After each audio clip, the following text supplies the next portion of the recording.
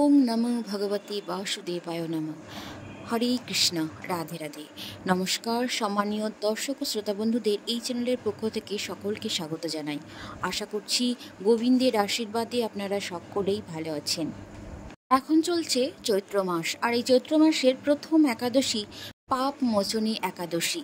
এবছর অর্থাৎ 2025 সালের পাপ মোচনী একাদশী কবে পালিত হচ্ছে? 25শে মার্চ নাকি 26শে মার্চ? তো মাহাত্ম্য কি, এবং এছাড়াও পাপ মোচনী একাদশীর ব্রত পালন করলে কি হয়, এই সমস্ত কিছু নিয়ে জানাবো আজকের এই ভিডিওটিতে। বৈদিক পঞ্জিকা অনুযায়ী চৈত্র মাসের কৃষ্ণপক্ষের একাদশী তিথিটি হলো পাপ মোচনী একাদশী। এই পাপ মোচনী একাদশী তিথি শুরু হচ্ছে 25শে মার্চ ভোর 5টা 5 মিনিট থেকে এবং সমাপ্ত হবে 26শে মার্চ ভোর 3টে 4 মিনিটে। তবে এবছর উদয়া তিথি অনুযায়ী 25শে মার্চ পাপ মোচনী একাদশী ব্রত পালিত হবে। হোলি এবং চৈত্র নবরাত্রির মাঝামাঝি এই একাদশীকেই পাপ মোচনী একাদশী নামে পরিচিত। নাম থেকে স্পষ্টই বোঝা যায় যে এই একাদশী পালন করলে পাপ থেকে মুক্তি পাওয়া যায়। এই একাদশী বসন্ত ঋতুতে পড়ে, তাই এই দিনে বিশেষ করে ভগবান শ্রীকৃষ্ণের পূজা করার ঐতিহ্য রয়েছে। চৈত্র মাসের কৃষ্ণপক্ষের এই একাদশী তিথি পাপ মোচনী একাদশী। যে ব্যক্তি এই একাদশীতে উপবাস করে তার পূর্বপুরুষেরা স্বর্গ লাভ করে। এখন জেনে নেব এই পাপ মোচনী একাদশীর উপবাস ভাঙার শুভ সময় কখন। 26শে মার্চ দুপুর 1টা 39 মিনিট থেকে বিকাল 4টে 6 মিনিট পর্যন্ত সময় হলো পাপ মোচনী একাদশীর উপবাস ভাঙার শুভ সময়। এই পাপ মোচনী একাদশী তাৎপর্য কি? ভগবান শ্রীকৃষ্ণ প্রথমে অর্জুনকে পাপ মোচনী একাদশীর গুরুত্ব সম্পর্কে বলেছিলেন যে এই উপবাস পালনের মাধ্যমেই একজন ব্যক্তি ব্রহ্মহত্যার মতো গুরুতর পাপ থেকে মুক্তি পান।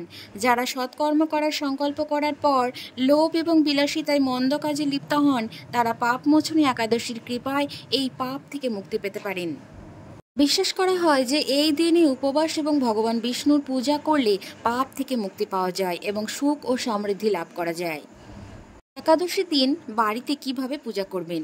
পাপমোচনী একাদশী দিন ব্রহ্ম মুহূর্তে ঘুম থেকে উঠে কোনো পবিত্র নদীতে বা সরোবরে স্নান করে শুদ্ধ বস্ত্র পরে ভগবান বিষ্ণুর উপাসনা করুন এবং ব্রত রাখুন।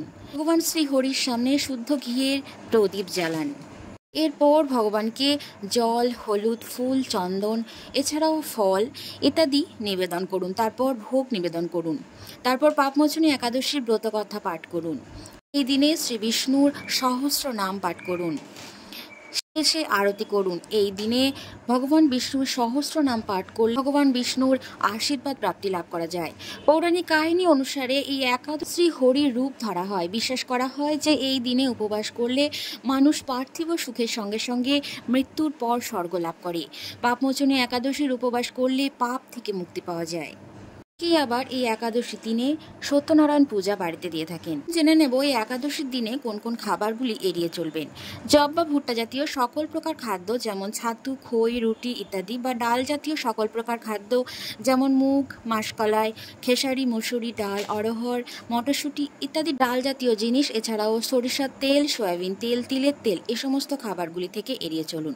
এই সমস্ত খাবারগুলি খেলে একাদশীর ব্রত নষ্ট হয়। এছাড়াও নেশাজাতীয় কোনো দ্রব্য, চা, বিড়ি, সিগারেট, পান, কফি ইত্যাদি এই সমস্ত নেশাজাতীয় খাবার একদমই গ্রহণ করবেন না। আর একাদশীতে কি কি খাওয়া উচিত? ফল, বাদাম এবং বীজ জাতীয় কোনো খাবার, গুড়, এই সমস্ত খাবার খাওয়া যাবে। এই একাদশীর দিন কি শ্রী ভগবানের নাম স্মরণ করুন এবং শ্রবণ কীর্তনের মাধ্যমে সারা দিন অতিবাহিত করুন। এই একাদশীর দিনে ভুল করেও পরনিন্দা, পরচর্চা, মিথ্যা কথা এই সমস্ত কাজগুলো ভুল করেও করবেন না। একাদশীর গুরুত্ব কি? ভক্তরা ভগবান বিষ্ণুর আশীর্বাদ লাভ করার জন্য বা অতীতের পাপকে মুছে দেওয়ার জন্য নিজেদের পবিত্র করার উদ্দেশ্যে এই উপবাস পালন করেন। পাপমোচনী একাদশী তাদের জন্য বিশেষভাবে তাৎপর্যপূর্ণ যারা তাদের অতীতের পাপ থেকে নিজেকে মুক্ত করতে চান। সমস্ত পাপ থেকে নিস্তার বা মোচন করে বলে এই পবিত্র একাদশী তিথি পাপমোচনী একাদশী নামে পরিচিত। একাদশী তিথিতে ক্ষুধার্তদের অন্নদান এবং অভাবীদের বস্ত্র প্রদান করলে দেবতাকে সন্তুষ্ট করার জন্য মহৎ কাজ হিসাবে বিবেচনা করা হয় এবং ভগবান বিষ্ণু খুবই সন্তুষ্ট হন এবং ভগবান বিষ্ণুর আশীর্বাদ লাভ করা যায়। বন্ধুরা, এই ছিল আজকের ভিডিওটি এখানে সমাপ্ত করছি। আশা করছি আপনাদের উপকৃত করতে পেরেছি। আবারও দেখা হচ্ছে আপনাদের সাথে পরবর্তী ভিডিও নিয়ে। সকলে ভালো থাকুন, সুস্থ থাকুন। হরে কৃষ্ণ। রাধে রাধে। শ্রী হরি এবং মাতা লক্ষ্মীর আশীর্বাদ সকলের উপর বর্ষিত হোক। ধন্যবাদ সকলকে ভিডিওটি এতক্ষণ জুড়ে থাকার জন্য।